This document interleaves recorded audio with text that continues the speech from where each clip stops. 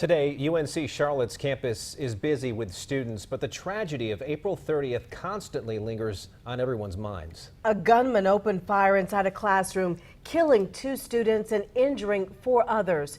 Tonight, in their first television interview, the family of Reed Parlier is opening up to Channel 9. And they invited our anchor Allison Lottis into their home. Allison, I know they spoke with you honestly about their pain, their memories, and how they plan to honor Reed. That's right. The Parliers are a private family. Their son Reed wasn't one to seek attention or the spotlight, but they told me they want everyone to know there is so much more to Reed than a victim of a senseless shooting. They want you to know the young man they call wise beyond his 19 years.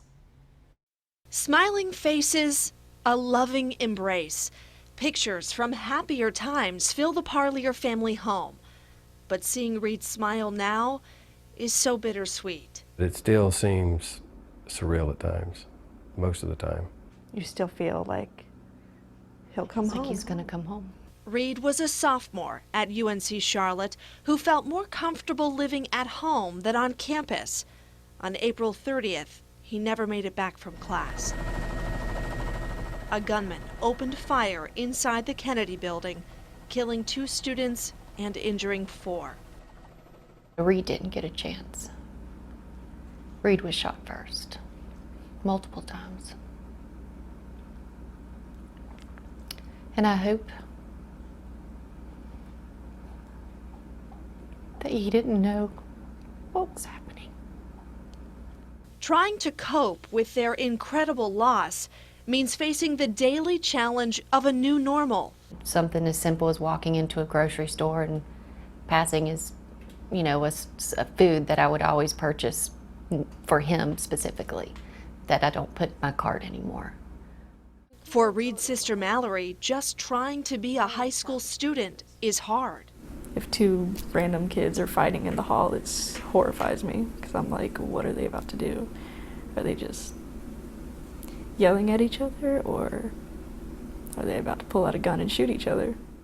They hope those difficult triggers will someday subside. Reed's memory is present everywhere in the Parlier home. His bedroom, exactly how he left it that tragic Tuesday. His clothes are still hung up, and Reed's desk holds the computer he built, where he enjoyed his passion for video games. actually his ashes are right there in the chair. He had a cable that ran from our router up to his room, and I cussed it daily, but it broke my heart to take it down. The Parliers are pushing through their heartache to celebrate their son and brother in simple, sincere ways. He always wore, from an infant, one sock on a foot and the other foot no sock. And when my mom would come over, she would say, "Reed, where's your other sock?" And he would make up a story about sending it to outer space or was on a secret mission. One now sits by Reed's photo, and a small sign in their yard reads, "Heroes wear only one white sock." A friend of mine made this. Outside, the Parliers created a memorial garden. His name, his angel wings. It's full of stepping stones, hand-painted by Reed's family and friends. Me. I always called him my sunshine. Each stone is a unique tribute to him. Yeah, absolutely. More tributes to Reed are yet to come. 2 scholarships will help students pursue degrees in computers, gaming, and technology. And annual renewable full-ride 4-year scholarship will go to a student from Reed's High School, Central Academy of Technology and Arts in Monroe. Another scholarship will help UNC Charlotte seniors through their final year. These scholarships will help those seniors make that last push and graduate. Helping others achieve his dreams is his family's way of celebrating Reed, who would have turned 20 tomorrow. What do you think Reed would want you to do? Be happy. He'd probably say, "It's gonna be all right, Dad, just calm down."